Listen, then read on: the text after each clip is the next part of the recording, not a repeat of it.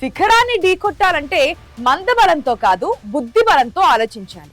కానీ అక్కడ మంది ఎక్కువై తలోదారవుతున్నారు. ఒకప్పుడు రివ్వున తిరిగిన ఫ్యాన్ రెక్కల్ని సొంత పార్టీ నేతలే విరిచేశారు. అది చాలదన్నట్లుగా ఆధిపత్యం కోసం విందు రాజకీయాలతో అధిష్టానానికే బెదిరింపు సంకేతాలు పంపుతున్నారు. పార్టీకి బలమున్న చోట, ప్రత్యర్థి బలంగా నిలబడిన చోట వైసీపీ పరిస్థితి ఎందుకిలా తయారైంది? ఓడిపోయి 20 నెలలైనా అధిష్టానం ఎందుకింకా ఆ నియోజకవర్గంపై ఫోకస్ పెట్టలేదు? ఇంతకీ ఏదా నియోజకవర్గం?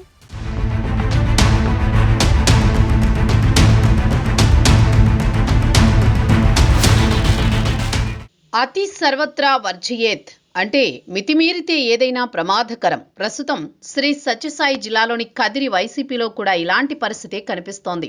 2024 ఎన్నికల్లో వైసీపీ దారుణ పరాభవం తర్వాత చాలా చోట్ల నాయకత్వ లోపం కనిపిస్తోంది. కొన్ని చోట్ల నాయకులే లేని పరిస్థితి ఉంది. కానీ కదిరిలో మాత్రం నాయకులు ఎక్కువ కావడమే అక్కడ వైసీపీకి సమస్యగా మారింది. రాష్ట్రంలో వైసీపీకి అత్యంత తలనొప్పిగా మారిన నియోజకవర్గాల్లో కదిరి కూడా ఒకటి. అది అధినేత జగన్మోహన్ రెడ్డి సొంత నియోజకవర్గం పులివెందులకు ఆనుకుని ఉన్న ప్రాంతం కావడం మరింత ఆశ్చర్యం కలిగించే అంశం.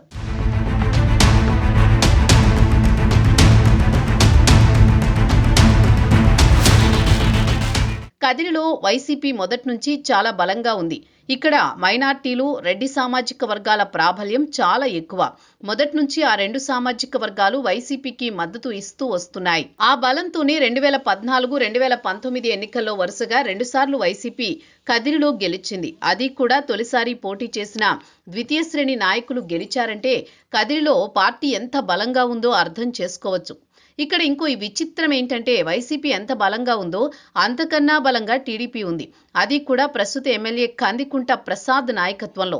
ఇక్కడ సింగిల్ లీడర్షిప్ ఉండడం, ప్రజలకు అందుబాటులో ఉండడంతో మాస్ లీడర్గా ఎదిగారు కందికుంట. అందుకే 2 సార్లు వరుసగా ఓటమి ఎదురైనా బలంగా నిలబడ్డారు. 2024 ఎన్నికల్లో కందికుంటని కదిరి ప్రజలు ఎమ్మెల్యేగా గెలిపించారు.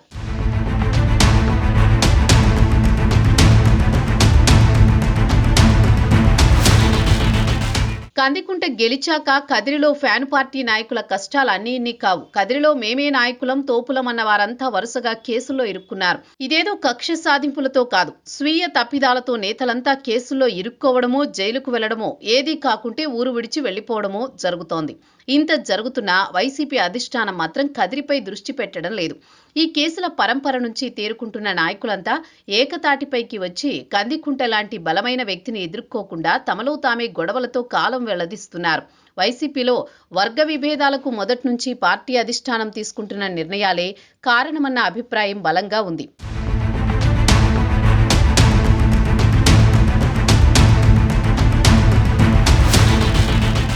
2014 ఎన్నికల్లో టీడీపీలో ఉన్న అత్తార్ చాంద్ బాషాను తీసుకొచ్చి వైసీపీ టికెట్ ఇచ్చింది. 2019లో ఎంతో మంది సీనియర్ నాయకులు పోటీలో ఉన్నా డాక్టర్ సిద్ధారెడ్డికి టికెట్ ఇచ్చింది. అయితే అప్పటి వేవ్లో వారు గెలిచారు. అదే సమయంలో సీనియర్ నాయకుల్లో అసంతృప్తి కూడా పీక్స్ కి చేరింది. గత సార్వత్రిక ఎన్నికల్లో సిద్ధారెడ్డిని కాదని అసలు రాజకీయాల్లో ఏమాత్రం యాక్టివ్గా లేని మక్బుల్కు టికెట్ ఇచ్చింది వైసీపీ. ఇటు సిద్ధారెడ్డి సహకరించకపోవడం, అప్పటికే సీనియర్ నాయకులు తిరుగుబాటు చేయడంతో కదిరిలో వైసీపీకి ఈసారి దారుణ పరాభవం తప్పలేదు.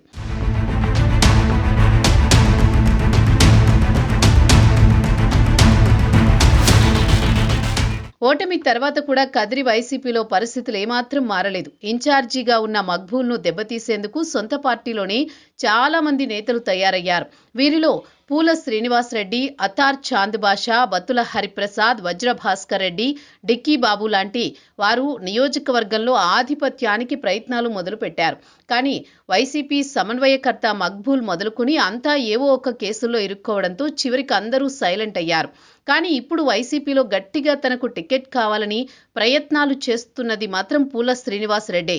ఆయనే ఇప్పుడు మక్బూల్ను తప్పించేందుకు తీవ్ర ప్రయత్నాలు చేస్తున్నారని తెలుస్తోంది.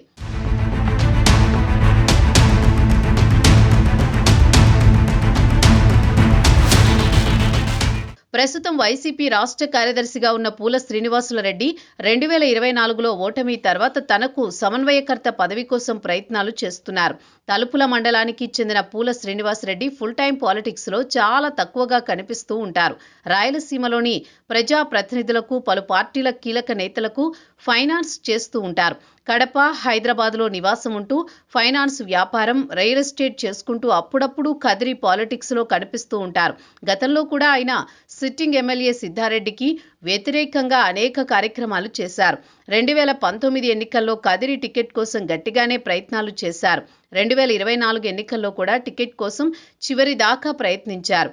ఇప్పుడు 2029 ఎన్నికల్లో ఎలాగైనా టికెట్ సాధించాలని ప్రయత్నాలు చేస్తున్నారు.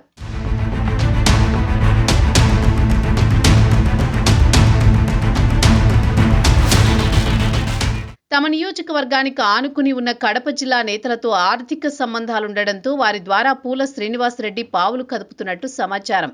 కదిరి నియోజకవర్గ సమన్వయ కమిటీ సమావేశాల్లో కూడా ఆయన తీవ్ర వ్యాఖ్యలే చేశారు. వైసీపీ అధిష్టానం తనకు టికెట్ ఇవ్వకపోతే పార్టీ వీడతామని పరోక్షంగా హెచ్చరించారు. మోసగాళ్లు, డబ్బులు ఉన్నోళ్లు, పారాచూట్ లీడర్లు ఎమ్మెల్యే అభ్యర్థులు కాలేరని సమన్వయకర్త మక్బూల్ను ఉద్దేశించి వివాదాస్పద వ్యాఖ్యలు చేశారు. దీనిపై సోషల్ మీడియాలో గట్టి వార్ జరిగింది. ఇటీవల ఆయన విందు రాజకీయం కూడా కదిరి వైసీపీలో వర్గ విభేదాలను బహిర్గతం చేసింది.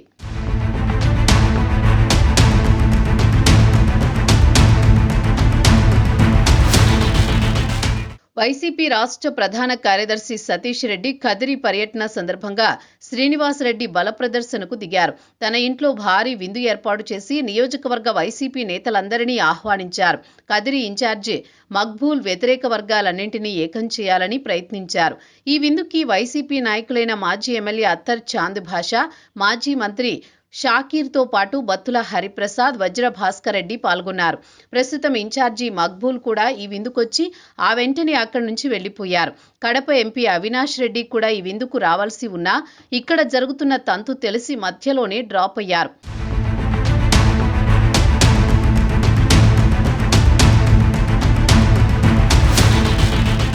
విందు రాజకీయం కదిరి వైసీపీలో మరో అలజడి సృష్టించిందని చెప్పొచ్చు. ఓవైపు మక్బూల్ తన బలాన్ని పెంచుకోకపోవడం, పూల శ్రీనివాసరెడ్డి దూకుడుగా వ్యవహరిస్తూ ఉండడంతో నియోజకవర్గ వైసీపీలో ఒక గందరగోళ పరిస్థితి ఏర్పడింది. మరోవైపు పూల శ్రీనివాసరెడ్డికి తన సొంత మండలం తలుపులలోనే కాస్త బలముందని అంటారు. కానీ 2024 ఎన్నికల్లో అక్కడ టీడీపీ మెజారిటీ సాధించింది. వైసీపీ అధిష్టానం అక్కడ నూతన కన్వీనర్గా డిక్కీబాబును నియమించారు. ఇది అధిష్టానం నుంచి శ్రీనివాసరెడ్డికి గట్టి ఎదురుదెబ్బ అని చెప్పాలి. సొంత మండలంలోనే ఆయనకు తెలియకుండా బాధ్యతలు అప్పగిస్తే ఇక నియోజకవర్గ సమన్వయకర్తగా ఎలా అవకాశం ఇస్తారన్న ప్రశ్న కూడా వినిపిస్తోంది.